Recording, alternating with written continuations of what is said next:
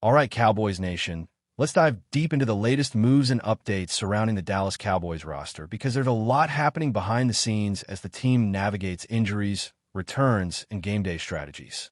With the roster currently sitting at 52 players against a 53-man limit, the Cowboys are in a delicate balancing act to manage returning players and potential roster moves.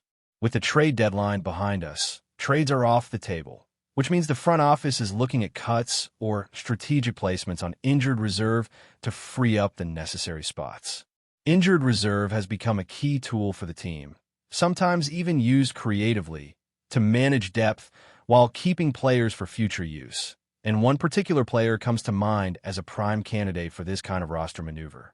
This week, some key players are eligible to return, potentially shaking up the depth charts across multiple units. Marvin Overshown and Savon Rebel are expected to be back imminently, and while Perron Winfrey has been designated to return from injured reserve, he isn't required to come back immediately, giving the team some flexibility in timing his reactivation. Beyond these immediate returns, players like Jack Sanborn, Trayvon Diggs, and Malik Hooker remain eligible but have not been designated to return just yet. Their activation could depend on the team's strategic needs or how injuries play out in the coming weeks. Additionally, a few players such as Robert Jones and Miles Sanders are confirmed out for the season, while others like Phil Maffa, Trevor Keegan, Peyton Turner, and Josh Butler appear to have been strategically stashed on injured reserve with an eye toward future seasons rather than immediate contributions. When it comes to the offensive line, there's an intricate puzzle in play. Johnny Cornelius, the third-day draft pick from Oregon, emerges as a likely candidate for a strategic IR placement. He has appeared in only one game this season and has spent significant time on the injury report. The Cowboys have a surplus of offensive linemen, and with battles heating up at right tackle involving Tyler Tahn, Smith, BB, and Booker, the team doesn't have much need to carry Cornelius on the active roster beyond a backup emergency role. Placing him on injured reserve would allow the Cowboys to retain him for the future while managing their current roster effectively. Another offensive lineman, Hakeem Adonai, has played slightly more than Cornelius this season, but still represents a depth piece more than an immediate contributor. With just 6 games and 62 snaps to his name, he has served primarily as emergency insurance. On the defensive side, the return of Perron Winfrey adds complexity to the defensive tackle rotation. The team has been navigating limited snaps from players like Toya, who has been active for 77 plays this season, but has struggled to make a significant impact with just 3 tackles and minimal pressure. The presence of Solomon Thomas, Quinn Williams, Oso DeGizwa, and Kenny Clark creates a crowded front, making it unlikely the Cowboys will carry 6 defensive linemen on game day, so roster decisions will need to be made carefully. If Winfrey returns, it's possible the team could leverage injured reserve designations to create space, keeping the depth chart balanced while still maintaining flexibility in rotations. Turning to the cornerback room, there's potential for change if Trayvon Diggs returns. Currently, the top 4 corners include Don Bland, Kot Elam, Reddy Stewart, and Kalen Carson, with Goodwin contributing primarily on special teams and Trikweze Bridges serving as the 5th corner. If Rebel returns, Bridges' role could be diminished, raising questions about whether the Cowboys would carry 7 corners on game day. These are the subtle, behind-the-scenes decisions that define roster strategy, as coaches weigh contributions across both defense and special teams, balancing active talent with developmental players for future seasons. At safety, Elijah Clark is managing a rib injury, presenting another potential roster adjustment scenario. Depending on recovery timelines, the Cowboys could place him on injured reserve or delay activation until strategically necessary. Similarly, Malik Hooker's return remains a possibility, further complicating decisions about how many safeties to activate on game day. The team has to navigate these choices while maintaining performance standards and ensuring key players like Donovan Wilson can rejoin the field without disrupting balance elsewhere on the roster. Linebacker depth is also under evaluation, particularly with Deone Clark, who has struggled to maintain a consistent role.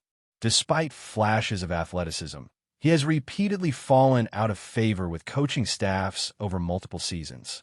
With the potential return of Jack Sanborn, the linebacker rotation will be crowded with players like Logan Wilson, Kenneth Murray, Maurice Leaf, and Shamar James, making Clark an odd man out unless injury circumstances dictate otherwise. His activation, salary considerations, and past performance all factor into whether he remains on the active roster or is phased out in favor of younger or more impactful contributors. The quarterback room may also see subtle adjustments as returns continue to shape depth and competition.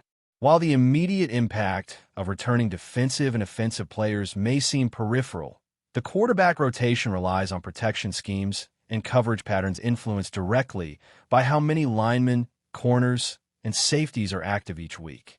Coaches are balancing development, performance, and injury management, meaning every roster move has a ripple effect across offensive and defensive strategy. This interplay between returning players, strategic IR placements, and game day activations exemplifies the chess-like decisions the Cowboys must make each week to optimize both current performance and long-term roster development. As we track these movements, the Cowboys' use of injured reserve as a tactical tool is becoming increasingly evident. Players like Cornelius, Adonai, Maffa, and Butler may never see significant snaps this season, yet their roster designations allow the team to manage active spots while keeping talent for the future.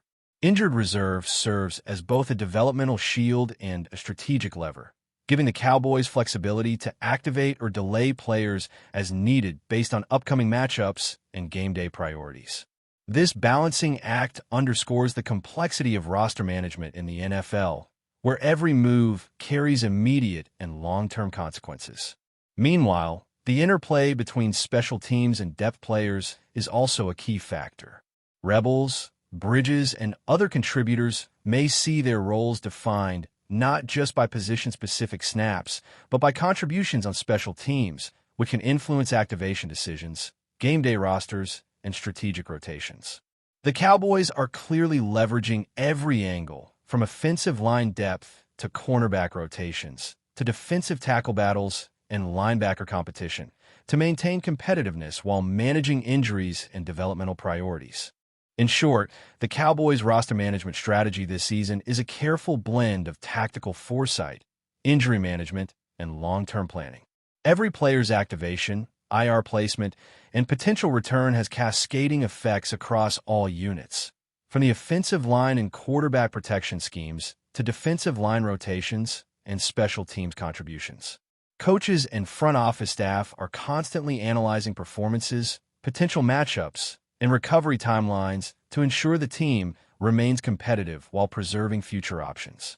Week-to-week decisions are informed not only by immediate game needs, but also by strategic foresight into how the roster will evolve, making every return, cut, or IR designation a critical component of the overall plan.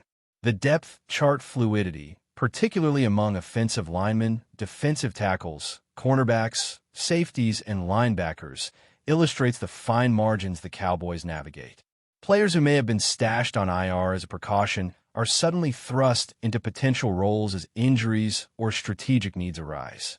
Meanwhile, veterans and recent draft picks alike face evaluation under real game conditions, where every snap and performance metric informs subsequent decisions about active roster spots.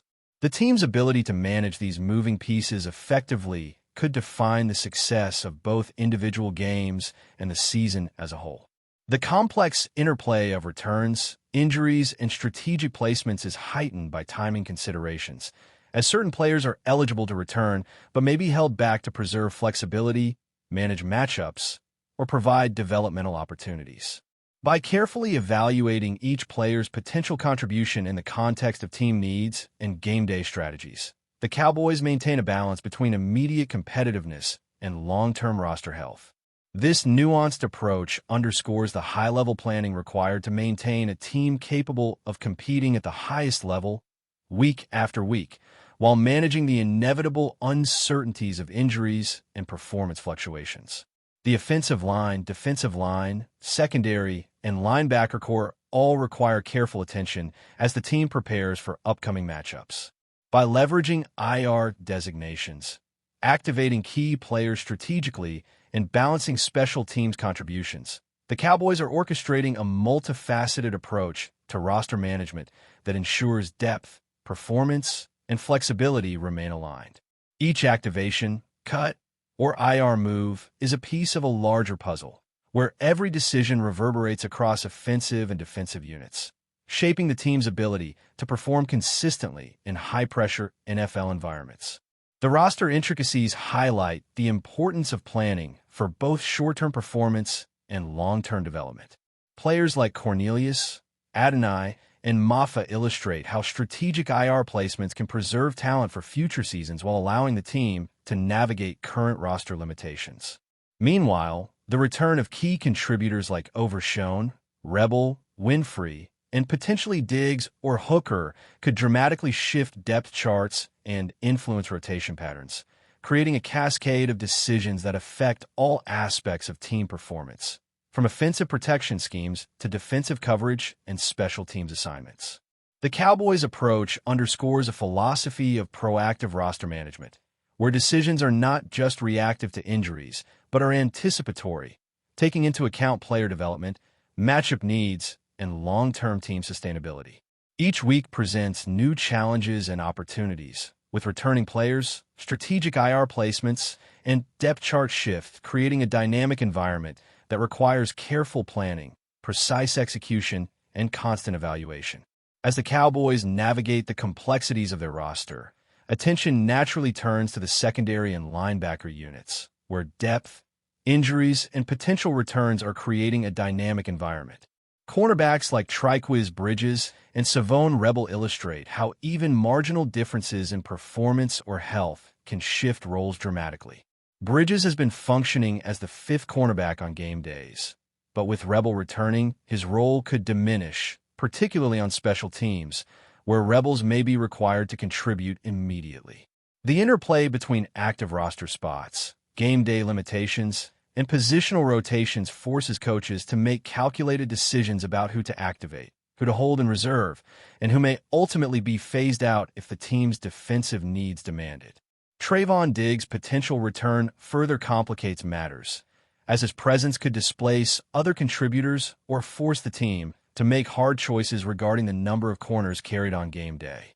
The coaching staff must balance coverage depth, special teams contributions, and developmental opportunities for younger players, all while maintaining an effective rotation to counter opposing offenses. With the top four corners currently being Don Bland, Ka Elam, Reddy Stewart, and Kalen Carson, any additional activation introduces a ripple effect, pushing players like Bridges or Rebels down the pecking order and impacting defensive schemes, particularly in nickel and dime packages where versatility and reliability are crucial. Safeties also present a delicate balancing act.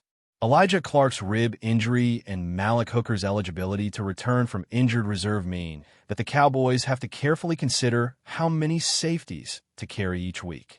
Donovan Wilson's anticipated return adds yet another layer, as his reactivation will impact playing time, rotations, and potentially special teams responsibilities.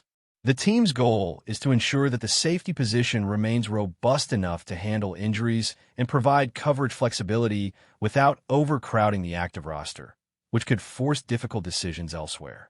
Each activation at safety has cascading effects across the secondary, influencing cornerback matchups and linebacker responsibilities in run support and coverage assignments.